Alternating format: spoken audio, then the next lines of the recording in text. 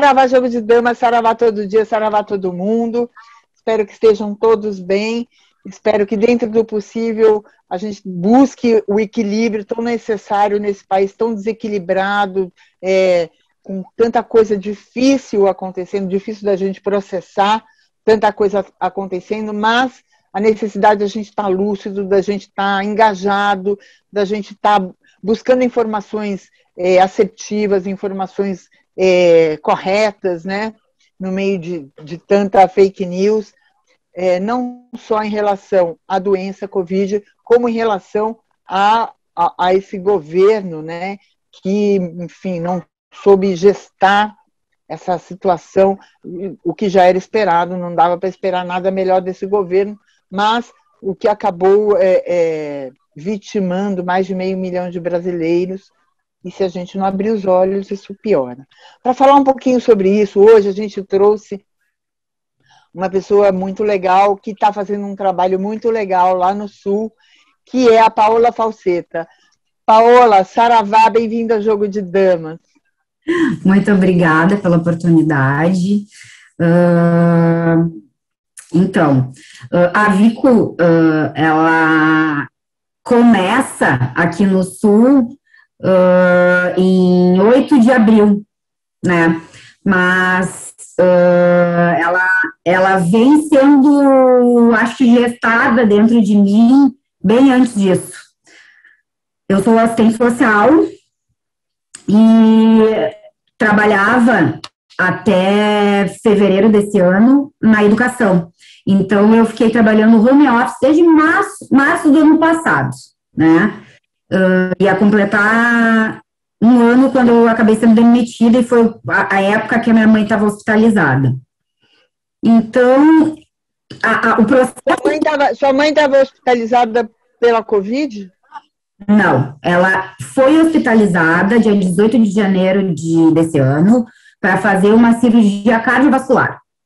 Ela tinha uma cisma numa artéria da perna e um trombo na artéria da outra perna. Então, ela teve que fazer todo um procedimento com stent, né, nessa região aqui do abdômen e pernas.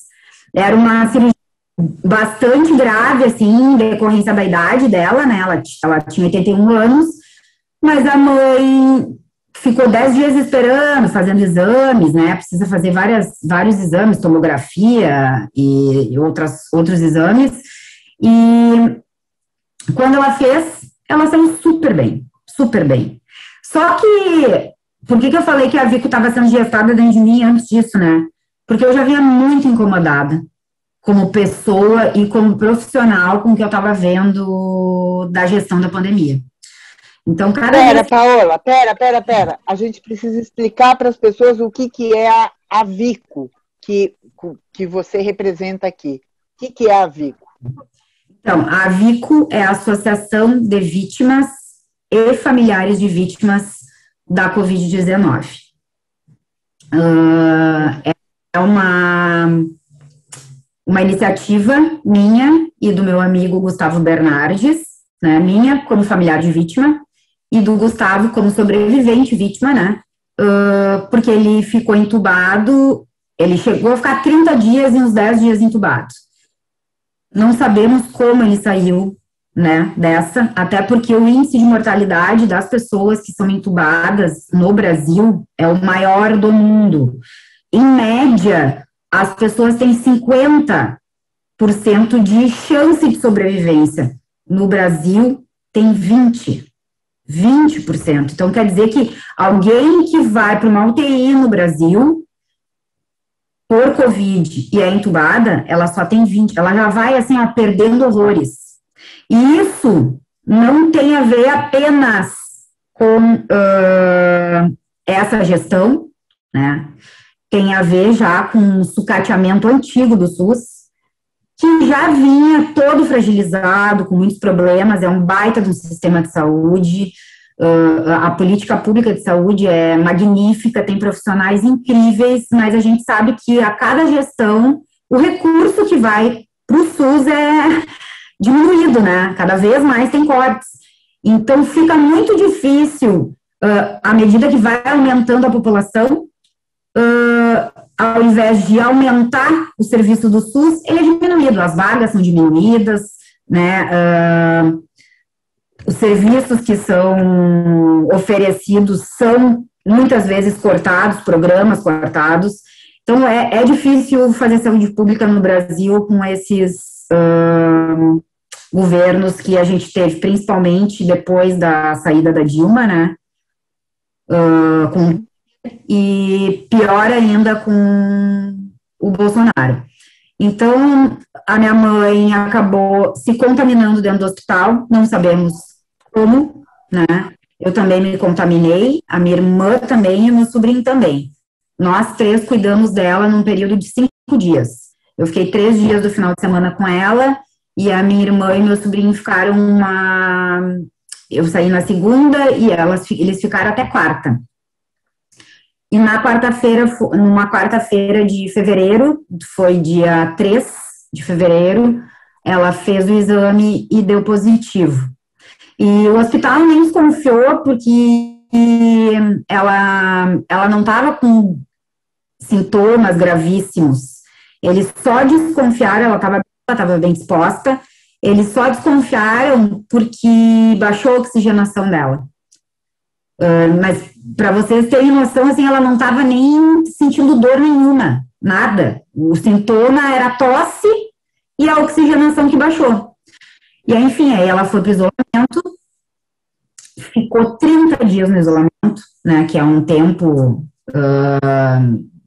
muito grande para uma pessoa que até já tinha se curado do vírus, mas ela não conseguiu curar da pneumonia em decorrência do vírus e depois que acabou progredindo para uma sepse.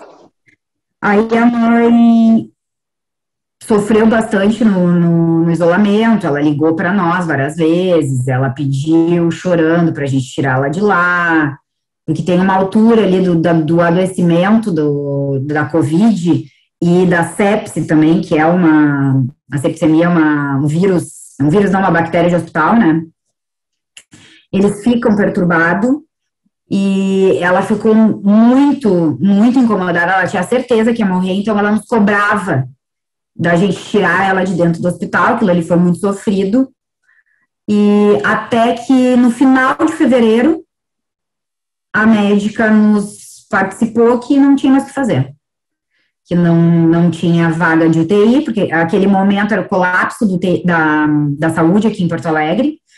Então, ela foi bem franca e disse, olha, não tem UTI, não tem como entubar, se tivesse como entubar, ela não ia nem sobreviver, é uma opção de vocês, se vocês quiserem, mas eu não tenho nem como oferecer, porque não tem quarto de UTI, não tem equipamento, e eu não tenho como devolvê-la para o quarto coletivo, porque não tem vaga. Porto Alegre estava bombando naquela época, a gente teve um aumento da utilização das vagas de hospitalares nessa época, absurdo, assim.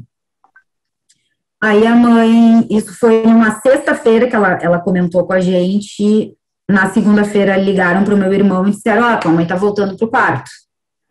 Não sabemos se ela resiste essa semana. E aí, quem foi, que a pessoa que era mais preparada da família, assim, era eu, até porque eu também sou trabalhadora da saúde, né, e fui já imaginando que a minha mãe não ia resistir. Cheguei lá e o quadro era horroroso, muito pior do que eu imaginava, que já não era mais a minha mãe, era uma outra forma de vida, né. Ela estava muito mal, ela já estava praticamente em coma, né, sedada do último, sem alimentação, sem água, medicação, só morfina, muito inchada, assim, chegava perto, a minha mãe era magra, a minha mãe perdeu 10 quilos dentro dessa hospitalização, ela chegou com quase 70 e faleceu com quase 60. Então, assim, a época do Covid foi horrível para ela. E aí eu percebi que ela estava para morrer, né? A única coisa que eu podia fazer naquele momento, não tinha mais o que fazer, era rezar para o universo que levasse ela daqui. Não tinha o que fazer, não tinha. foi o que eu fiz, chorando muito e tive um cuidado ainda de não chorar, que era um quarto coletivo do SUS, né? Tinha mais 4 mulheres em situação muito parecida, mas algumas estavam conscientes. E ainda eu tive que ter um cuidado para não me desmanchar chorando na frente delas. Porque não tinha o que fazer, minha mãe estava morrendo e eu não queria que aquelas pessoas percebessem que eu estava sofrendo ali pela minha mãe, mas que elas também poderiam morrer em seguida. E aí tinha uma sacadinha, eu ia lá na sacadinha, chorava e voltava, chorava e voltava. Foi uma noite horrorosa, mas pelo menos eu pude ter uma noite de despedida com a minha mãe, né? Na madrugada, por volta das 5 e pouco da manhã, a enfermeira foi no quarto para ver como é que ela estava, e sinais e tal, a gente constatou o falecimento, os médicos fizeram o registro da hora do óbito, né, e aí a gente teve aqueles... na hora parece que dá um alívio, assim, porque tu quer que a pessoa vá embora mesmo. Claro, eu entendo bem o que você está falando. Assim, tu não quer ver a pessoa sofrendo daquele jeito. E aí tem uma parte que eu sempre falo que é bem impactante, que é a enfermeira que estava cuidando dela, eu dei banho, junto com essa enfermeira, de banho de leito, né? E não sei por que a gente acabou meio que mesmo não conversando, a gente se vinculou. E de manhã, quando aconteceu isso da mãe, eu fui me despedir, fui pegar as roupas da mãe num saco preto de lixo, que a cena é de terror, né? E a guria não sabia o que fazer. Eu olhei para ela, assim, no meio do corredor, ela me olhou, a vontade que a gente tinha de se abraçar, não podia, né? Eu chorando, ela com os olhos cheios de lágrima, tipo, não tem o que fazer. Vamos lá, companheira, vamos lá que a gente tem que lutar. E aí, tem que ter um mínimo de empatia para entender que essas pessoas também estão sofrendo. Porque elas veem cotidianamente isso. Cotidianamente. Não é uma, não é duas. Eu perguntei numa org quantas pessoas estão falecendo por dia. Ai, Paola, cerca de 6 por Covid. Mas assim, a maioria é idoso, não. Agora, nessa época, não. Tu pode contabilizar que é 2 idosos para 4 jovens, tá? E o que são jovens? De 50 anos para baixo. E foi exatamente o que a gente constatou, assim, depois, né? Nesse período que acabou também, que colapsou a saúde no Brasil inteiro, né? E Porto Alegre virou um centro, saiu um covidário, que eles chamavam, né? Saiu até em reportagem internacional, mas também teve essa mesma onda em outros estados. E com tudo isso, depois a gente fez o velório da mãe e tal, aí tu acaba sentindo um certo alívio, né, pelo sofrimento que a pessoa que tu ama tem. Mas depois baixa, eu acho que, assim, uma reflexão que tu fica pensando assim, não precisava ter sido assim. Até porque meu pai foi vacinado 2 semanas depois que a minha mãe estava no hospital e já tinha ido para o isolamento. Então, assim, mais um pouco ela teria tomado a vacina. Ela poderia estar imunizada desde janeiro, se tivesse ocorrido um planejamento, uma gestão vacinal, né, porque a gente tem a PNI, que é o Plano Nacional de Imunização, que era impecável, né, que inclusive era, antigamente, nos outros governos... Modelo, né? É considerado um plano modelo. E assim, eu trabalhei elaborando, executando, fazendo gestão de vacina da gripe A e B numa associação privada para cerca de 2.000 pessoas, com a PNI. Então, o meu modelo de trabalho, de gestão de vacina, de campanha de vacinação, era a PNI. Para tu ver como era uma orientação baseada na ciência, baseada na política de saúde, que descambou, né, nessa gestão do Bolsonaro. Então... Paola, deixa eu te perguntar uma coisa. Nessa trajetória pessoal sua, você chega num momento que você se dá conta que a tua dor ela é mais do que pessoal, é uma dor coletiva quando você encontra essa enfermeira e você percebe o sofrimento dela, não exatamente pela sua mãe, mas pela vida, né? Que é um valor absoluto e que, enfim, esse governo inaugurou um desprezo, né, pela vida humana dos outros seres. Deste momento da sua dor pessoal para a sua dor impessoal, que é a dor pela vida, né, dessa percepção, como é que foi criar a Avico em cima desta dor? A minha mãe não tinha nem uma semana, eu acho, 10 dias de velório, de enterro, né? E aí aquilo me incomodando, e eu lembrei do Gustavo, porque nós fomos voluntários muitos anos atrás, mais de 15 anos atrás, numa ONG LGBTQIA+, que fazia uma série de projetos sociais na temática da DST, HIV e AIDS. Então, eu já tinha trabalhado com o Gustavo, já conhecia uma política similar, que no Brasil era muito sucedida, né? A política da AIDS no Brasil virou modelo também. E por ter trabalhado com o Gustavo e ter testemunhado a luta do Gustavo como voluntário, advogado de uma ONG, e também eu senti nas pessoas uma desmobilização, porque eu perguntei para algumas pessoas, o que a gente poderia fazer? A gente tem que fazer alguma coisa, eu não vou conseguir ficar parada. Eu não vou permitir que outras pessoas passem por o que eu estou passando, e cada vez mais morra pilhas e pilhas de pessoas, não tem condições. E as pessoas não me deram atenção. E foi aí que eu fui atrás do Gustavo. Casualmente, o Gustavo estava vendo um documentário italiano de uma família que criou uma associação e entrou com uma representação criminal contra o Estado italiano, junto com o Ministério Público de lá. E aí o Gustavo na mesma, vamos. E a gente montou em questão de uma semana. A Vico Estatuto, a gente se reuniu entre 5 pessoas, eu, o Gustavo, a Letícia, que é a nossa diretora jurídica, né, mas o Bruno e o Nico, que são formados e pós-graduados em política pública. E aí a gente criou a tal, eu disse, bom, mas a gente tem que ter mais gente, né? Na semana seguinte a gente botou nas redes sociais, que funciona bastante, viu, gente? Nós somos uma associação, uma organização da sociedade civil, sem nenhum recurso público, sem nenhum recurso privado.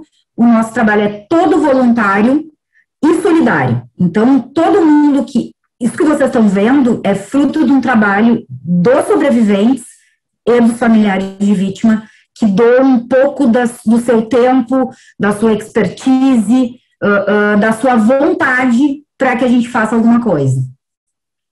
E aí, nós fundamos a Vico com 17 pessoas, a gente botou no Facebook e apareceu algumas pessoas que estão com a gente até hoje. Familiares de vítima, né? E outros que tiveram Covid e tinham síndrome de pós-Covid. Só que aí, que a gente não esperava, mobilizando as redes sociais, eu até brinco, né, que lá na Vico todo mundo faz tudo, né? Eu mesma, até agora eu dividi, mas até ontem eu respondia nas redes sociais, no e-mail, no Twitter, 350 mensagens por dia, só que como eu me enlouqueceu, eu também tenho vida, tenho trabalho, né? Todos nós temos, eu disse, chamei os meus colegas da diretoria, gente, preciso que vocês me ajudem, porque eu não estou dando mais conta. E a gente começou a ter dificuldade de responder rápido, porque a demanda está absurda. Mês de junho, até o mês de junho, que completou 2 meses de existência da Vico, nós tínhamos 115 associados e voluntários, tá? A soma. Atualmente, eu tenho 1.300 de todos os estados, e tenho mais 300 do Rio de Janeiro que já conversaram comigo para entrar, que é um grupo de viúvas da Covid. Então, e foi uma coisa inesperada. A gente começou a fazer trabalhos de formiguinha, né? A gente criou alguns GTs temáticos, e a gente foi escolhendo as pessoas, né, pelas áreas de afinidade. Foi dando certo, mas tudo muito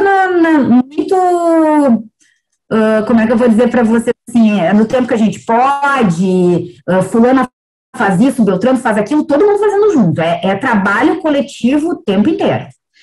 E é lindo. Paola, esse trabalho coletivo de vocês levou a Vico a haver a possibilidade de responsabilizar o governo Bolsonaro por mortes com contaminações. Eu queria saber com que base vocês estão entrando com esse processo, em que pé que está esse processo, enfim, como é que vocês estão orientados para lidar com isso agora? Na área que... Peraí. Só uma pergunta. Vocês vão processar o Estado ou a figura, os dois, o Bolsonaro e o Estado? Então, são processos diferentes, com instrumentos jurídicos diferentes. A representação criminal junto ao Ministério Público é para que o Ministério... É uma denúncia, tá? Fundamentada, não em forma de ação, porque não é uma ação, mas ela tem toda uma fundamentação dos crimes, com provas, até porque o Bolsonaro ele não esconde nada de ninguém, ele fala no público, sai o tempo inteiro no jornal e tudo que foi feito nesse governo tá aí publicado para quem quiser ver. Então, assim, não tem, ou tá em forma de resolução do Ministério da Saúde. Então, assim, tudo tem prova. A gente se embasou muito num boletim jurídico, o boletim número 10, do Conectas, Direitos Humanos. Eles fizeram um boletim, assim, exímio, com uma jurista da USP, exatamente apontando todas as violações de direitos humanos do governo Bolsonaro, mas até um recorte de tempo, tá? Agora, se tu me perguntasse agora, a nossa representação estaria obsoleta, porque a representação criminal dos senadores, que os senadores denunciaram recentemente, ele já tem a Covaxin, ele já tem denúncias de corrupção que no momento que a gente entrou não tinha nada. O que é esse instrumento jurídico? Qualquer cidadão, cidadã, grupo, associação, entidade pode denunciar ao Ministério Público. É o Ministério Público que tem a prerrogativa jurídica na área criminal. É ele que defende a sociedade. Todo e qualquer crime, né, da área criminal é o Ministério Público que denuncia ao Judiciário. No caso do Bolsonaro, é o Ministério Público Federal, da União, né, e o Judiciário representado pelo STF. Mas qualquer pessoa poderia ter feito. Aí me perguntam assim, mas Paula, eu quero entrar nessa ação. Não precisa, a gente já denunciou, ela beneficia a população toda. Ela não precisa de quantidade de pessoas. Ela precisa que uma pessoa faça. Uma pessoa faça, fundamente, e encaminhe. Existem 3, na verdade 4. Existe a da OAB Federal, a do Movimento 342, e mais a nossa, que são parecidas, tá? Todas foram para o Ministério Público e o Procurador-Geral não fez nada até agora. Nada. Ele não se pronuncia. O mais engraçado é que parece que está correndo em segredo de justiça uma coisa que não precisa de segredo de justiça. Claro. A gente sabe por quê, né? Então, assim, por que a gente fez? A gente fez questão de entrar com essa representação. Porque ela é bem mais rápida que o impeachment. O Ministério Público, ele não é o doutor Aras. O Ministério Público tem um corpo de membros. promotores e procuradores. E eles têm... Aliás, a turma do Aras é minoria dentro do Ministério Público. É isso que eu ia te dizer. Então, assim, a gente fez isso porque a gente acredita na instituição. O dia que a gente deixar de acreditar no Ministério Público, assim, ó, rasga a Constituição. Porque o Ministério Público é o fiscal da lei. E ele é o fiscal maior da Constituição. Então, assim, a gente tem a esperança que, por mais que o Aras não queira, o corpo da instituição pressione ele para fazer o que é correto, que é denunciar o Bolsonaro. Eu acho que vai acontecer. Pode demorar um pouquinho. Talvez eles esperem a finalização da CPI, mas acho que vai acontecer. Diferente da ação civil de dano difuso e coletivo, de direitos difusos e coletivos, ela é como uma ação de danos morais, ela é outra coisa. E nessa ação, a gente não tem como ela é uma ação civil, a gente não tem como pedir a reparação pro presidente.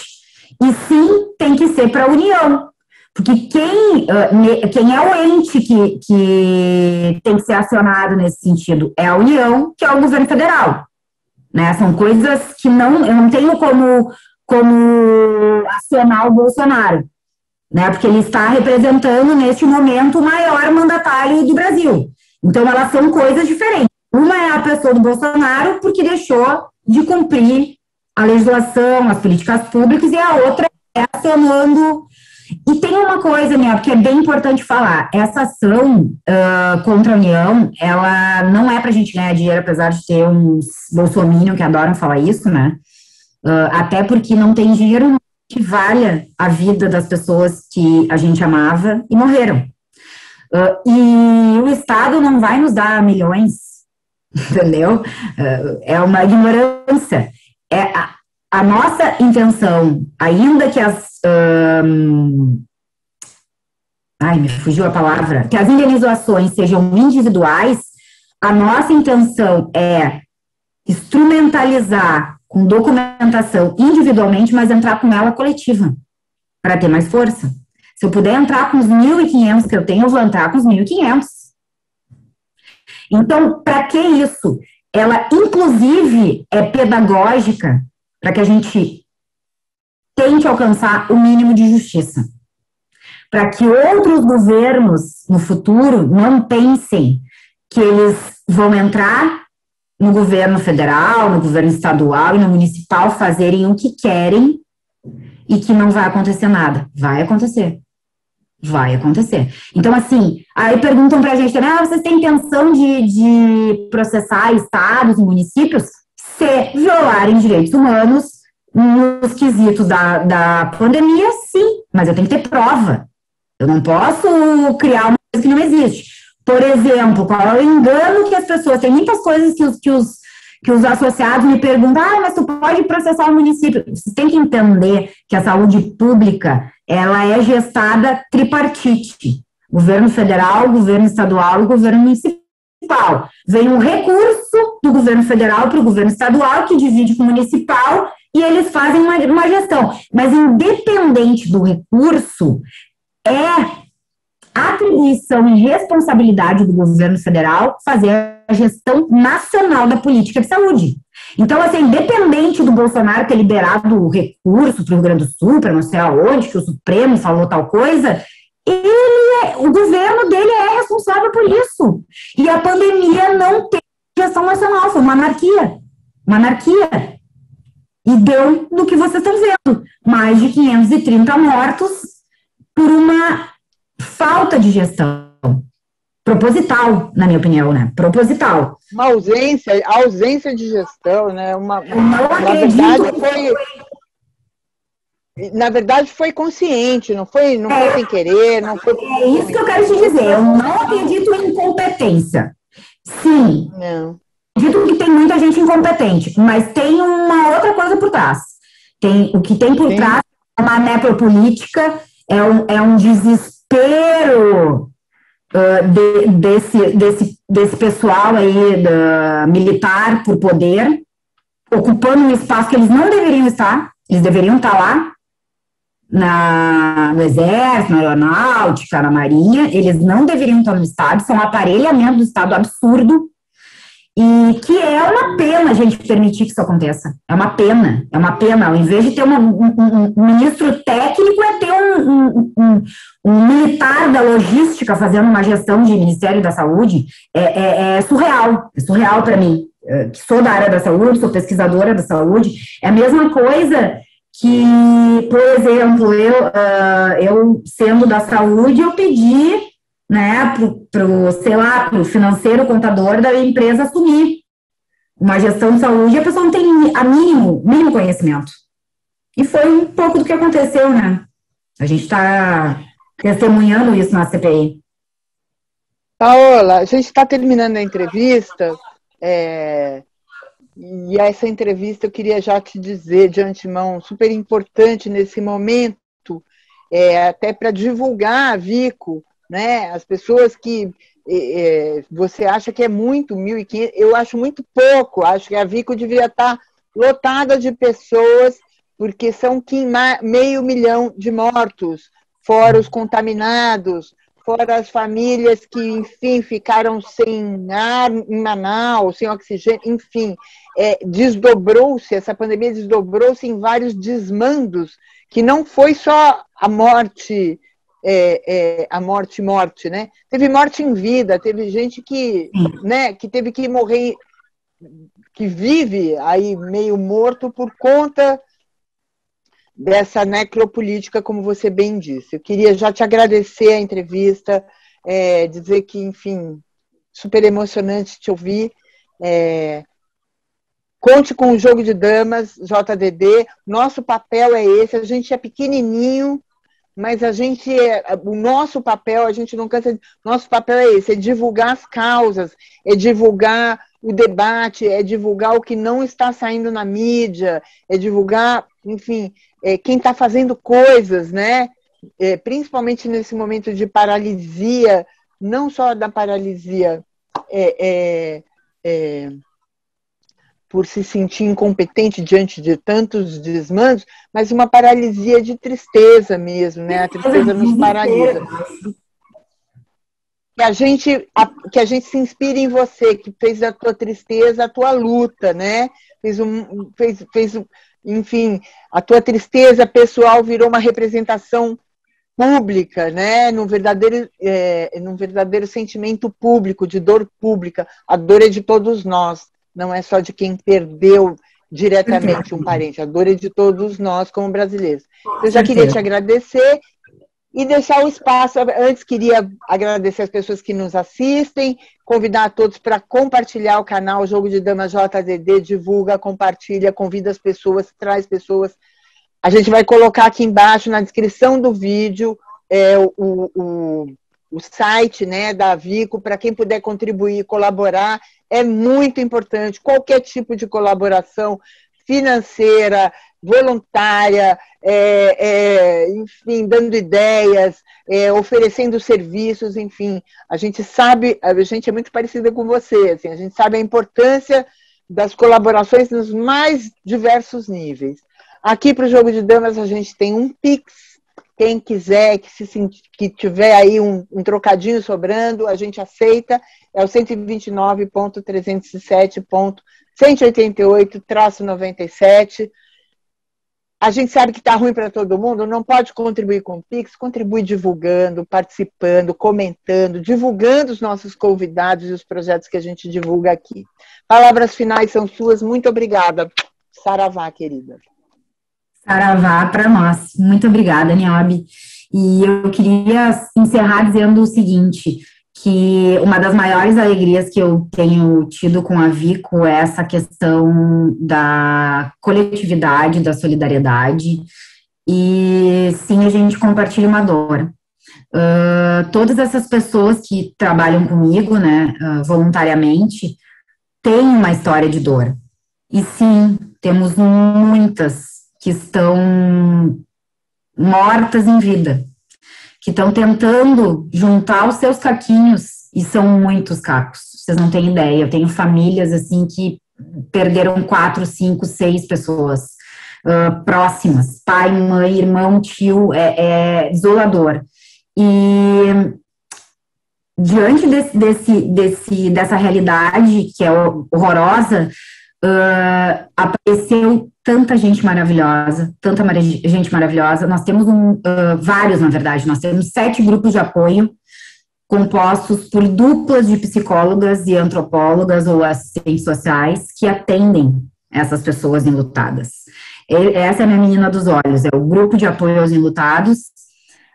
A gente tem também o núcleo jurídico, que é imbatível, mas nós estamos ficando poucos diante de tamanha demanda. São só 4 pessoas, mas a gente vai ampliar, porque agora a gente vai começar a se distribuir por estado. E também a gente tem esses voluntários que nos auxiliam a fomentar a questão da política pública. E aí eu e o Gustavo fazemos mais essa parte de estar sempre no legislativo, no executivo. A gente aparece em todos os lugares que vocês podem imaginar, que nos convidam, a gente vai. Então, assim, trabalho tem pra caramba. Dá trabalho pra caramba fazer militância social. Não é fácil. Mas a gente está com vontade. A gente está com vontade. E vocês vão ouvir bastante falar da gente nos próximos tempos. Somos pequenos, mas temos tendência a crescer bastante. Conta com a gente e, se Deus quiser, a gente vai vencer essa batalha, todas essas batalhas, né? As batalhas não só contra esse governo que ignora a vida, como a batalha pelo fim dessa pandemia. Saravá todo dia, saravá todo mundo. Até a próxima. Meu cantar é um apelo que eu faço a Nanaé. Sadina